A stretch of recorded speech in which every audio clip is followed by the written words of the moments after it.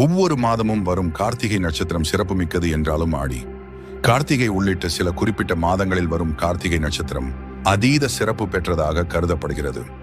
அப்படி ஆடி மாதத்தில் வரும் கார்த்திகை நட்சத்திரம் ஆடி கிருத்திகையாக பக்தர்களால் சிறப்பு மிக்கதாகவும் மிக முக்கியமான விரத நாளாகவும் கருதப்படுகிறது. வழக்கமாக மாதத்திற்கு ஒரு முறைதான் கார்த்திகை நட்சத்திரம் வரும். ஆனால் இந்த ஆண்டு மிகவும் விசேஷமாக ஆடி மாதத்தில் 2 கார்த்திகை நட்சத்திரங்கள் வருகின்றன. அதாவது ஆடி 4ஆம் தேதியான ஜூலை 20 மற்றும் ஆடி 31ஆம் தேதியான ஆகஸ்ட் 16 ஆகிய 2 நாட்களும் கார்த்திகை நட்சத்திரம் வருகிறது.